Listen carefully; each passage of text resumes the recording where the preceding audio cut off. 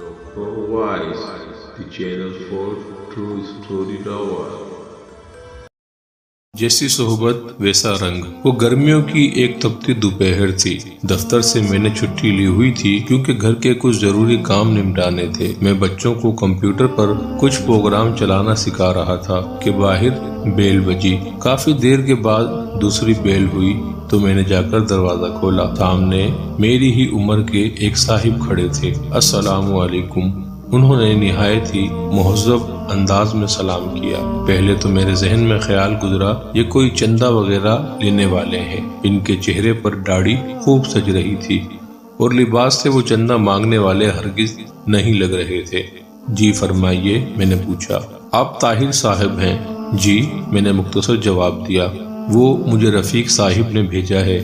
غالباً آپ کو کرایہ دار کی ضرورت ہے۔ ہاں، مجھے اچانک یاد آیا کہ میں نے دفتر کے ایک ساتھی کو بتایا تھا کہ میں نے اپنے گھر کے اوپر والا پورشن کرائے پر دینا ہے۔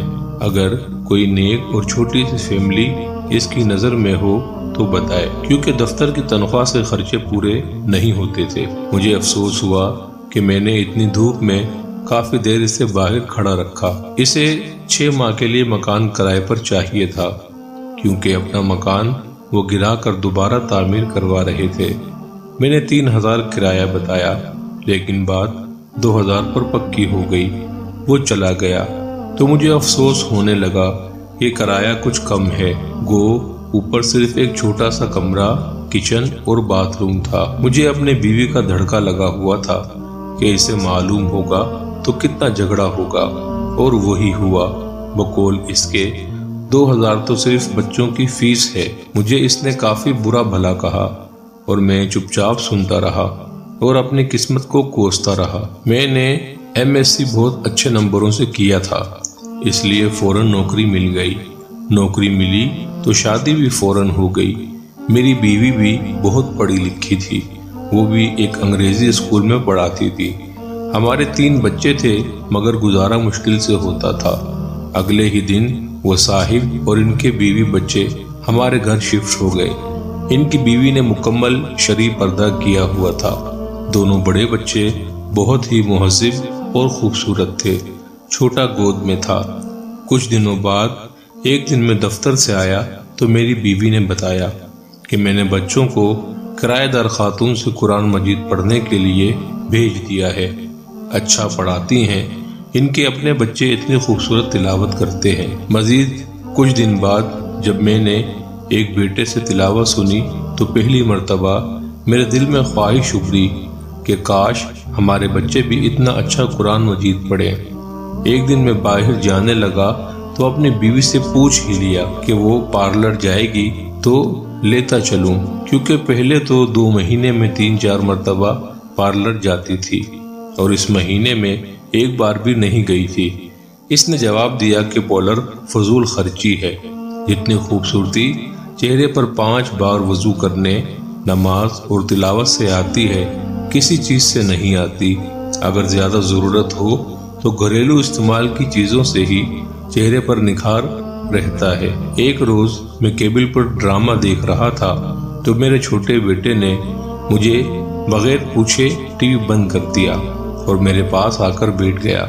بابا، یہ بیکار مشغلہ ہے، میں آپ کو اپنے نبی حضرت محمد صلی اللہ علیہ وسلم کا ایک واقعہ سناؤں۔ مجھے غصہ تو بہت آیا، لیکن اپنی بیٹی کی زبانی جب واقعہ سنا تو میرا دل بھر آیا۔ یہ تمہیں کس نے بتایا؟ میں نے پوچھا۔ ہماری استانی محترمہ نے۔ وہ قرآن مجید پڑھانے کے بعد آپ صلی اللہ علیہ وسلم اور صحابہ کرام کے متعلق بتاتی ہیں۔ اپنے گھر کی اور بیوی بچوں کی تیزی سے بدلتی حالت دیکھ کر میں حیران ہو رہا تھا۔ ایک روز بیوی نے کہا کہ کیبل کٹوا دیں، کوئی نہیں دیکھتا، اور ویسے بھی فضول خرچی اور اوپر سے گناہ ہے۔ چند روز بعد بیوی نے شاپنگ پر جانے کو کہا تو میں بخوشی تیار ہو گیا۔ اس نے کافی دنوں بعد شاپنگ کا کہا تھا، ورنہ پہلے تو آئے دن بازار جانا رہتا تھا۔ کیا خریدنا ہے؟ میں نے پوچھا۔ برقع۔ کیا؟ میں ہنسا تو وہ بولی، پہلے میں نے کتنے ہی غیر شرعی کام کرتی تھی، آپ نے کبھی مذاق نہیں اڑایا تھا۔ اب اچھا کام کرنا چاہتی ہوں تو آپ کو مذاق سوجھ رہا ہے۔ میں کچھ نہ بولا۔ چند دن بعد اس نے مجھے کافی سارے پیسے دیے اور کہا فریج کی باقی کی قیمت ادا کر دیں تاکہ مزید قسطیں نہ دینی پڑیں۔ اتنے روپے کی بچت کیسے ہو گئی؟ بس ہو گئی، وہ مسکرائی۔ جب انسان اللہ کے بتائے ہوئے احکامات پر چلنے لگے تو برکت خود بخود ہو جاتی ہے۔ یہ بھی وہ کرایہ دار خاتون نے بتایا ہے۔ سکون میرے اندر تک پھیل گیا۔ میری بیوی اب نہ مجھ سے کبھی لڑی نہ شکایت کی۔